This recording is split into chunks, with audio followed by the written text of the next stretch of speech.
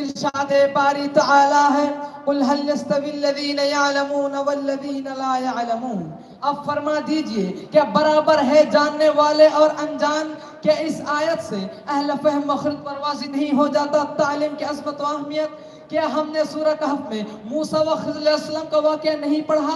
کہ اللہ رب العزت نے وَعَلَّمْنَاهُ مِن لَدُنَّا عِلْمًا فرما کر خضر علیہ السلام کی تعلیمی سند نہیں عطا کیا؟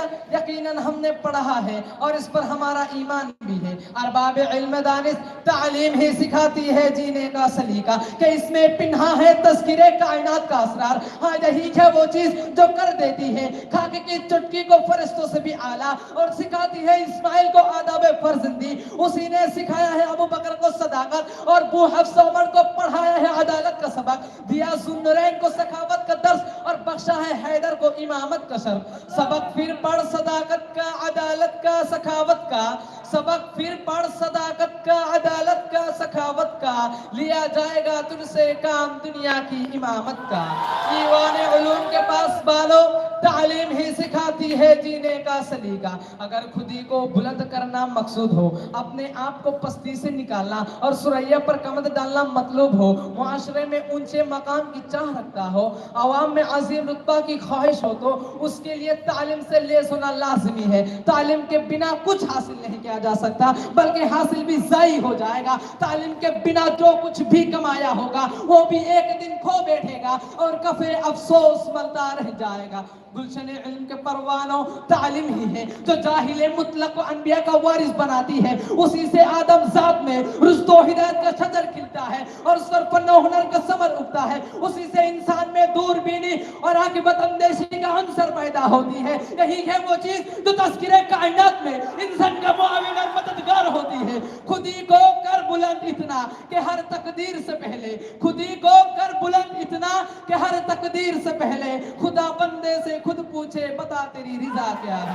کیف غم کے رازداروں تعلیم ہی سکھاتی ہے جینے کا سلیقہ، کہ اس کے بغیر انسان ادھورا ہے، اس کی ذات نامکمل ہے۔ مورت انسان کی تکمیل کے لیے تعلیم کی وہی اہمیت ہے جو ایک عظیم دیوار کی بنیاد گمشدہ اینٹ کی ہوتی ہے۔ انسان اخلاق رذیلہ، اوصاف ذمیمہ اور اطوار کریہہ کا مرکب ہوتا ہے جب وہ تعلیم سے خالی ہوتا ہے۔ ثریا کے مکی کو پستی کے بہائم سے بھی ذلیل ہونا پڑتا ہے جب وہ تعلیم سے بے بہرا ہوتا ہے۔ کردار کی بہتری کے لیے، گفتار میں عمدگی کے لیے اور تذکرے کائنات کے لیے ضروری ہے تعلیم۔ درندوں کو قابو کرنا ممکن ہوا ہے تو اس کا سبب فقط تعلیم ہے۔ بے زبان چرندوں پرندوں پر قبضہ اور حق جمع پانا ممکن ہوا ہے تو اس کی وجہ فقط تعلیم ہے۔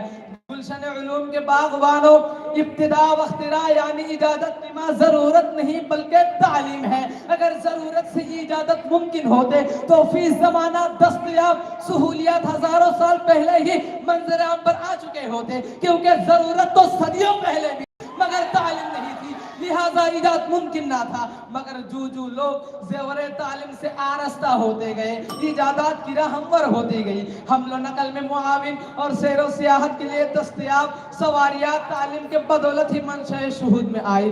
خالق کائنات کے شاہکاروں تعلیم ہی ہے جینے کا سلیقہ۔ یہ بلند عمارت، یہ اونچی صحن، یہ آواز کی باز گشت، یہ بنگ دہل، یہ پہاڑوں کے مانند سمندر میں تیرتی کشتیاں، یہ بادلوں میں پرواز کرتے بے پلوں پر کے جہاز، یہ برقی کمکمے، یہ چھتوں سے لٹکتے جھومتے پنکھے، یہ دیواروں میں بسی گھڑیاں، یہ پانی کے آلت سرد و گرم، یہ ہاتف و جوال اور دور درشن کی ایجادات تعلیم کے بغیر ممکن نہیں تھا۔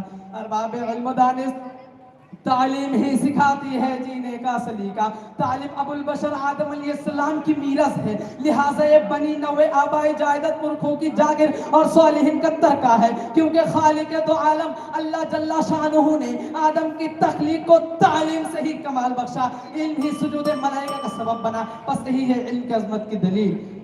اللہ تعالیٰ سے دعا ہے کہ ہم طفل مکتب کو میدان علم کا شہسوار بنائے، آمین۔ زیور تعلیم سے آراستہ و پیراستہ کر کے دنیا و آخرت کی کامیابی نصیب فرمائے، آمین۔ وما علینا الا البلاغ المبین، وآخر دعوان الحمدللہ رب العالمین۔ السلام علیکم ورحمۃ اللہ تعالی وبرکاتہ۔